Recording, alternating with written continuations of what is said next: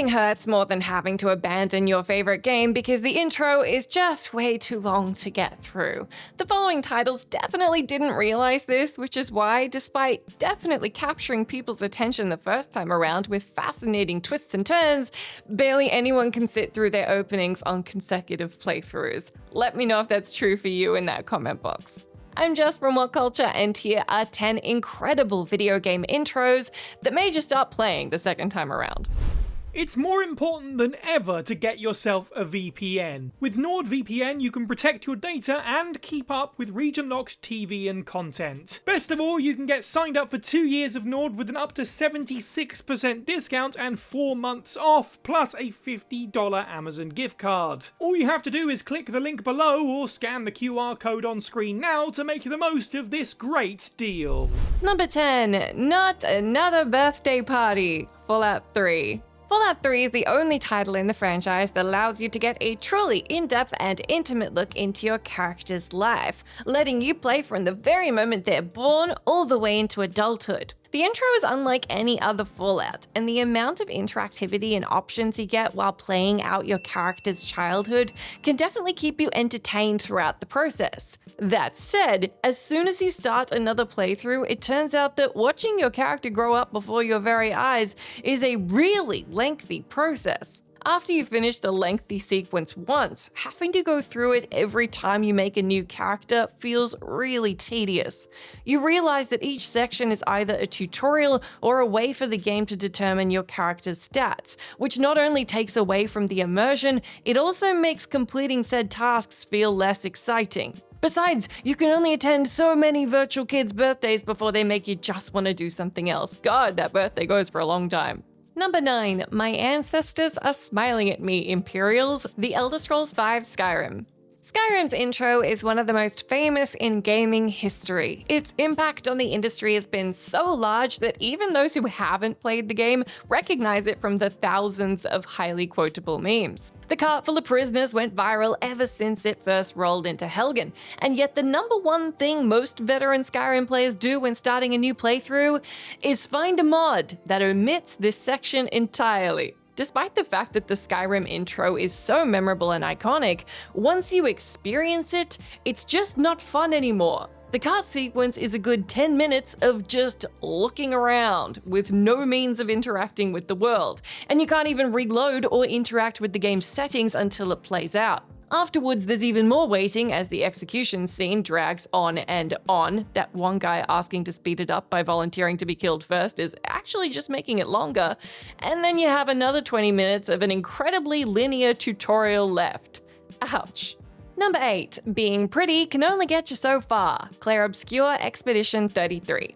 2025's Clare Obscure Expedition 33 received critical acclaim due to its original setting, stunning visuals, and a genuinely challenging and action-packed combat system. The game's strongest element is definitely its story, and its intro capitalizes on this by adding a ton of story-heavy cutscenes during its first couple of hours. The exposition detailing Clare Obscure's strange world and explaining the mystery surrounding its main villain, the Paintress, is enough to capture your interest and let you finish the tutorial section without getting bogged down by those linear tutorial sections. Once you know the story, though, the cutscenes are obviously not as fun. When all the twists and interesting concepts have been established, and when you're already well acquainted with the characters that are being carefully introduced at the start, the game's opening feels kind of weak. The cutscenes themselves are quite static, and it really highlights just how much worse the tutorial sections are. It takes a lot of patience to get through the intro again, which is probably why a lot of people just don't feel like playing the game a second time. Number 7. Who cares about Midnight Town? Kingdom Hearts 2.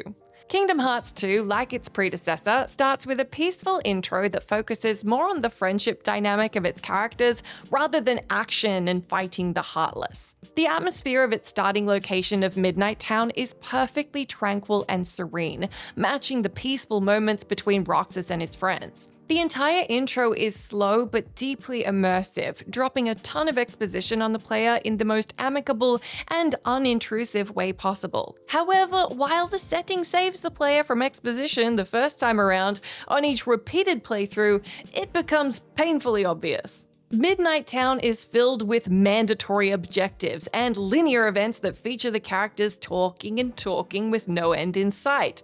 The first time you play, the town's atmosphere can definitely momentarily distract you from it, but after you've seen it once, there are only the repetitive exposition dumps left. It doesn't help that by the second playthrough, you've already seen Kingdom Hearts 2's actual gameplay, which is glaringly absent from Roxas's unbearably long trip for sea salt ice cream.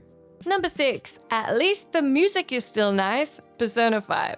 Persona 5 is considered to be one of the best entries in the franchise and one of my absolute favorite games of all time. Similarly, its intro received a lot of praise when the game came out, mostly for its captivating storyline paired with beautiful visuals. The opening delivers a lot of exposition about Joker's past and the metaverse, but it's done with enough fascinating mysteries and fun character introductions that it doesn't feel like a slog. Instead, you're curious to learn more as the game slowly opens up more complex areas for exploration. That said, after the story has already been told, coming back to the intro has to be the most annoying part of repeated playthroughs.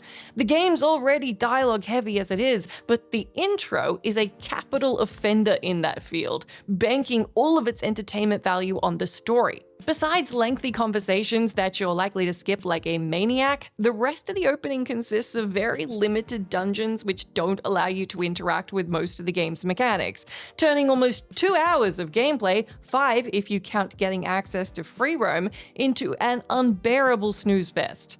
At least the soundtrack is still a banger, and that's gonna have to carry you through if you want to replay. Number 5. From fun grind to just grind, World of Warcraft. Every veteran World of Warcraft player remembers the moment when they first booted the game and an intro cutscene showing their starting location would play. Fantastical visuals paired with atmospheric narration made everyone excited to delve into Azeroth, exploring every nook and cranny of their hometown and savoring every little detail on their adventure. The feeling is unlike anything else you can experience in WoW, but consecutive times you start over do feel like tedious grind fests. After the magic of stepping into a brand new world disappears, the starting locations in Warcraft show their true colors. You realize that all the quests are the same repetitive tasks, which, unlike the similarly grindy parts on higher levels, can't be accomplished with the help of mounts, powerful skills, or even the more basic amenities like fast travel. Until you get to level 20, the game can be boiled down to a lot of walking and subpar fighting. What's worse is that you don't even get excited when you unlock something like you do the first time around. Instead, you just begrudgingly thank the game for becoming slightly less annoying. Number 4. You'd rather play Act 2, wouldn't you? Baldur's Gate 3.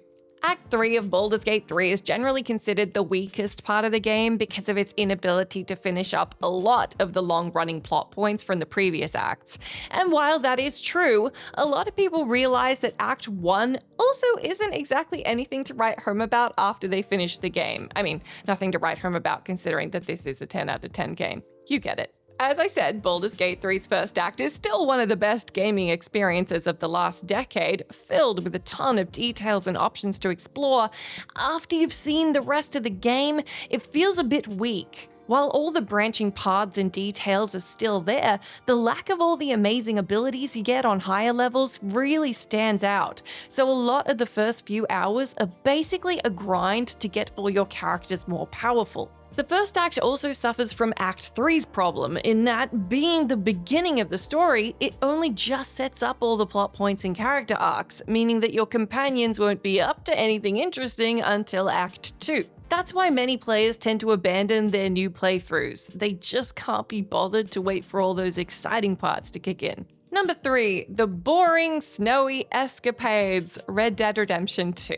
Red Dead Redemption 2 is considered a masterpiece of video game storytelling. Its characters are lifelike, its setting is deeply atmospheric, and everything you experience in the game only immerses you deeper and deeper. The intro of the game, happening in the snowy town of Coulter, is no exception. This location portrays the gang's struggle in their refuge with a great sense of nuance right off the bat. The only problem is that in trying to show you how long Dutch and company are forced to endure the harsh winter climate, it also makes the player wait an awfully long time to get to the actual game. The first time you play through the intro, you don't notice it too much. Okay, we noticed it, but not a horrific amount. Red Dead 2 gives you just enough agency and entices you with just enough interesting plot points you can come out of Coulter anticipating what'll happen next. Annoyingly, when you already know what's going to happen, the intro is just long.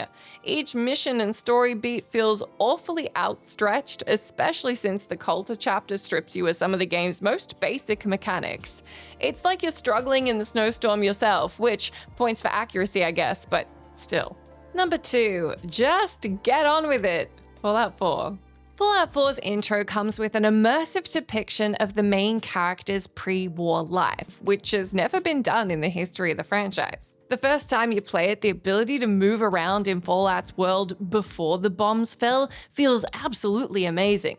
After that though, Fallout 4 suffers from the same problem as Skyrim in that it's a title where the player wants to create multiple characters, but each time they have to sit through a sequence that either doesn't let them do anything but watch or takes way too much time tutorializing instead of letting you do your own thing, it's not particularly fun. To get from your cushy Americana life to the post-apocalyptic landscape of the Commonwealth, you have to invest at least half an hour, and most of it will be spent staring at the screen while all the NPCs play out their scenes in front of you.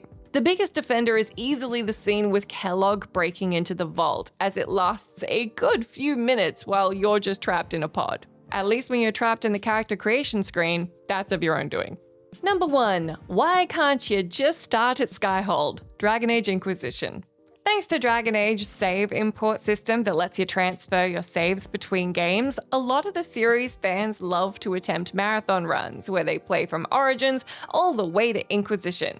Emphasis there on the word attempt, as most of these runs usually end on the second game due to Inquisition's terribly paced intro. Although Inquisition's intro is written to be as epic and action-packed as possible at first, after the fight at the blown-up Chantry is over, the game turns into a really grindy exploration of a barren open world. The bleak feeling of the world doesn't really get to you the first time around, as the freshness of the areas you're exploring still fill you with a sense of wonder and curiosity. Once you've experienced that though, the area is glaringly empty. It also doesn't help that the opening of the game doesn't give you access to your character's castle in Skyhold, along with all its amenities, meaning you have to spend around 20 to 30 hours, yes, that's how long it takes to finish the intro, before the game quote-unquote gets good. That's why Dragon Age Inquisition is the killer of most marathon playthroughs, and why it's one of the most unfinished modern RPGs of all time. I love it, but if you don't, there you go. That might be validating.